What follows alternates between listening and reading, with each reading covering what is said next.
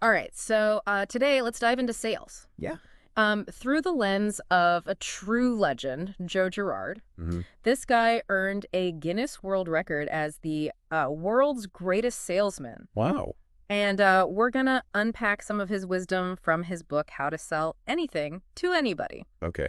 Now, here's the twist, though. Okay. We're not talking about some, slick-born salesman type. Right. Girard actually spent the first 35 years of his life struggling, Oh, wow. by his own admission, a loser. Really? Yeah, it's pretty remarkable. Yeah. What's so fascinating is that he achieved all of this selling cars Yeah. one-on-one long before the internet and all the digital marketing tools we have today. That's true. Yeah. It makes you wonder, what can we learn from a guy who thrived in such a different era? I know, right? His story is really one of personal transformation. Yeah. He went from poverty and Depression-era Detroit to selling thousands of cars. And that difficult childhood really shaped him. Yeah. He talks about a physically abusive father who instilled this deep sense of worthlessness in him. Wow. And that constant negativity, really fueled a burning desire in Girard to prove his father wrong.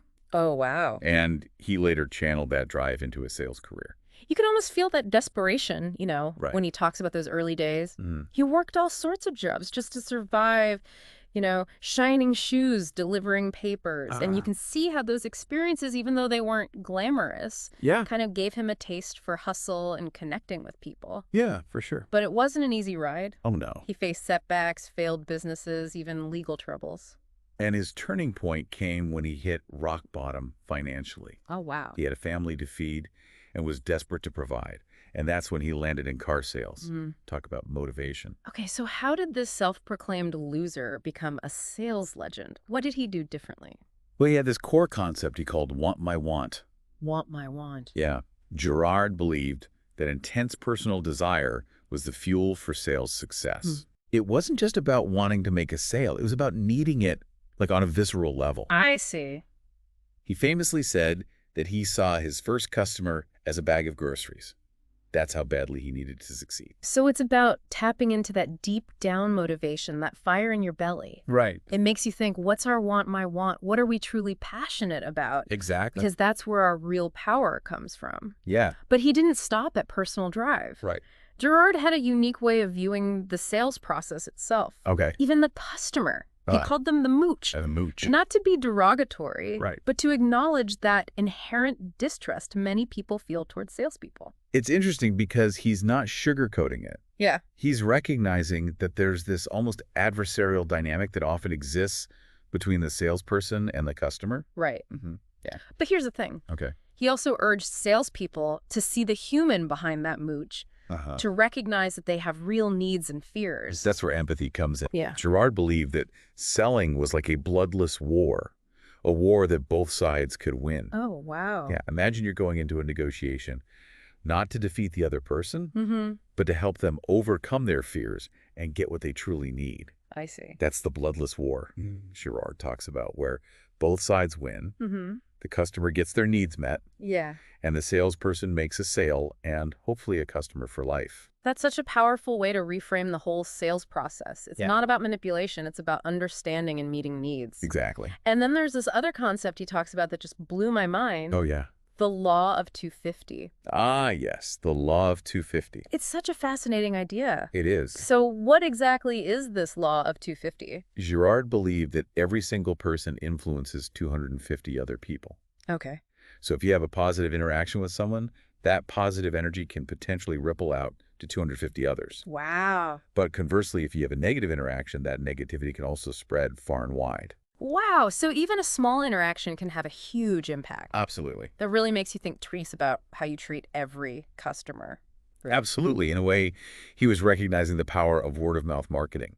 Long before social media even existed. Yeah. It highlights the importance of every interaction, no matter how small it might seem at the time. I see. Okay, so we've seen how Girard's tough past fueled his ambition and this, unique philosophy he developed around sales.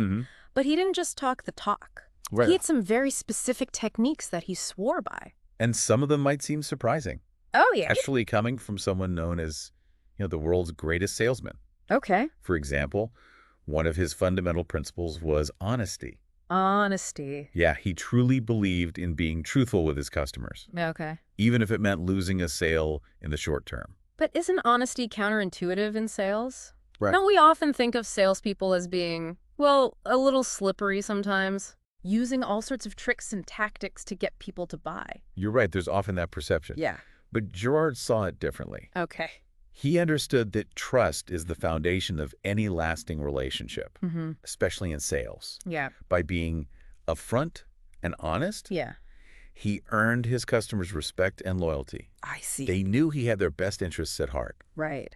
and that's what kept them coming back. He built that trust through his actions, not just his words. Yeah. He even talked about selling the smell. The smell. What did he mean by that? He was talking about the overall experience he created for his customers. Okay. It wasn't just about the car itself. Uh-huh. It was about the way he made them feel throughout the entire buying process. Okay. From the moment they walked into the dealership to the after-sales service. Yeah.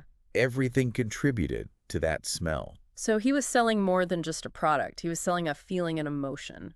Exactly. He wanted his customers to feel valued, respected, and confident in their purchase. He knew that a positive experience would stay with them long after they drove off the lot. Mm-hmm. And that positive memory would influence their future decisions and recommendations. He understood that people buy from people they like and trust. Yeah. And speaking of liking, Okay. Girard also talked a lot about the importance of what he called SP sales personality.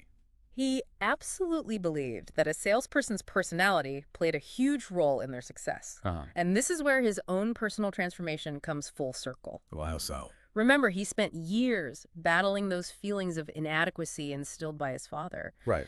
But through sheer willpower and a burning desire to succeed, he consciously crafted a confident, charismatic persona that resonated with his customers. It's like he took those negative experiences and flipped them into fuel for his success. Exactly. It shows the power of self-belief and how we can choose to define ourselves regardless of our past. For sure. But it wasn't all about charm and personality, right? No. He also had a very strategic side. Oh, absolutely. Girard was incredibly organized and strategic in his approach. Okay. He developed what he called his intelligence system. Intelligence system. To keep track of every lead, every follow-up, even his customers' birthdays and anniversaries. Well, he tracked all of that manually. He did. Wow. He was a master of organization. Yeah. Using a combination of diaries, 3x5 cards, and even colored flags Wow. to categorize his prospects and keep track of every interaction. Imagine that, no fancy CRM software. I know, right? Just good old-fashioned hustle and meticulous record-keeping. It's a reminder that the principles of organization and follow-up are timeless. Yeah. Whether we're using high-tech tools or a simple notepad, having a system to manage our contacts and track our progress is essential for success in any field. Yeah, and you know what? That system allowed him to do something really powerful. Personalize his interactions. He wasn't just sending out generic mass mailings. Right. He was sending handwritten birthday cards, holiday greetings, and even congratulatory notes on special occasions. Talk about going the extra mile. Wow, that personal touch must have really made an impact. It did. Yeah. People could sense that he genuinely cared, and that made a huge difference in building those long-term relationships. Right. Remember the law of 250? Yeah. Each of those personalized interactions had the potential to ripple out and influence hundreds of others. He was a master of building those connections one person at a time. Yeah. And it's amazing to think that he achieved all of this in an era when sales techniques were often seen as pushy and aggressive. That's what makes Girard's story so compelling. His approach feels surprisingly modern and relevant even today. Yeah. In a world that's often jaded and cynical. It reminds us that authenticity and integrity never go out of style. For sure. So far, we've covered Girard's journey, his philosophy, his focus on honesty and personality, even his meticulous organization. Right. But there's still more to uncover. Right in the final part of our deep dive, we'll explore how Girard's unique techniques, born in a bygone era, can actually be even more relevant in today's digital world. Stay tuned. Welcome back. It's amazing how Joe Girard, a guy who sold cars one-on-one decades ago, Oh, no, right. can still teach us so much about connecting with people and honestly just being more effective in whatever we do. His story might seem like a throwback, Yeah. but the core principles he used are more relevant than ever in today's world. Yeah, especially now when everything's digital. Right. That human touch can really stand out. For sure. So let's shift gears for a bit. Okay. We've covered Girard's journey. his unique approach to sales, his focus on honesty and building genuine relationships. But what does this all mean for us? Right. How can we apply his wisdom to our own lives, even if we're not in sales? That's the million-dollar question, isn't it? And I think Girard would say that his story goes way beyond sales. It's about personal transformation, overcoming adversity, and tapping into that drive within ourselves to achieve our goals. He really hammered home the importance of identifying our own want, my want. Right. That burning desire that fuels our actions. Yeah. What are we truly passionate about? What's going to push us to go that extra mile? And it doesn't have to be some, grand, lofty ambition. Right. Remember, Girard's want was pretty basic at first. Yeah. It was about providing for his family. Uh-huh. Sometimes the most powerful motivation comes from those simple, fundamental needs. Yeah. What matters is that it's real. Yeah. It's driving you, and you can connect with it emotionally. It makes you think, what am I willing to fight for? What am I truly hungry for in my own life? Exactly. And once you identify that, it becomes a source of energy, a driving force that can help you overcome obstacles and achieve things you might not have thought possible.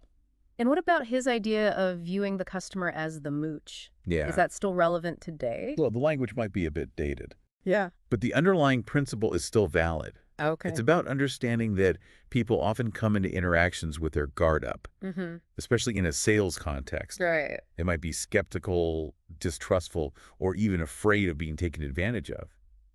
So it's not about literally calling someone a mooch. Right. It's about recognizing that there's this inherent tension in any interaction where persuasion is involved. Precisely. Girard's bloodless war analogy might seem a bit harsh, Yeah. but it highlights that underlying tension. Okay. Both sides have their own agenda, their own fears, and their own defenses. Yeah. The key is to navigate that tension with empathy, to understand where the other person is coming from, and to find a solution that benefits both sides. He was basically saying, don't approach it like a battle to be won, Right. but as a problem to be solved together. Exactly. And that's where his emphasis on honesty and building genuine connections comes in. Yeah. When people feel like you're being straight with them, that you have their best interests at heart, Yeah. they're more likely to let their guard down and engage with you authentically. His law of 250 is also incredibly powerful. It is. It makes you realize that our actions have a ripple effect, extending far beyond the immediate interaction. It's almost like a social butterfly effect. Wow. Every encounter, every decision we make has the potential to influence countless others in ways we might never even know. So it's not just about closing a deal or winning an argument. Right. It's about the kind of impact we're having on the world around us. And in today's hyper-connected world where everything is amplified online, Right. that ripple effect is even more pronounced. Yeah. A single positive interaction can go viral, spreading good vibes far and wide. Wow. But conversely, a negative experience can also escalate quickly, Oh, yeah. damaging reputations and relationships in an instant. It makes you think twice about how you treat every person you encounter, Right. whether it's a client, a colleague, a barista, or even a stranger on the street. Right. You never know who you're influencing or how your actions might ripple out into the world. What really stood out to me was Girard's incredible work ethic and resourcefulness. Oh, He didn't just sit around waiting for opportunities to come to him. Yeah. He actively created them. absolutely. From cold calling, from the phone book to turning wrong numbers into leads, he was a master of hustling and thinking outside the box. Yeah. He didn't have the luxury of fancy marketing tools or social media algorithms. Right. He had to rely on his own ingenuity and sheer determination. It's almost like he was a proto-entrepreneur, Yeah. figuring things out as he went along, constantly experimenting and finding creative solutions to problems. And amidst all that hustle, Yeah. he never lost sight of the importance of organization and follow-up. Right. His meticulous record-keeping and personalized interactions are a testament to his commitment to building lasting relationships. So as we wrap up this deep dive into Joe Girard's world, what's the one thing you hope listeners take away from his story? I think it's the reminder that while the tools and technologies might change, the fundamentals of human connection remain timeless. Whether you're selling a product, an idea, or simply trying to build stronger relationships, it's about approaching every interaction with authenticity, empathy, and a genuine desire to create a win-win situation. It's about finding that fire within yourself, Right. want, and using it to fuel your actions and make a positive impact on the world. Yeah, I think that's a perfect note to end on. Yeah, Joe Girard's story is an inspiration to anyone who's ever felt like an underdog or faced seemingly insurmountable For challenges. sure. It shows that with hard work, perseverance, and a genuine desire to connect with others, we can achieve incredible things. So until next time, keep diving deep and keep those Ferris wheels turning.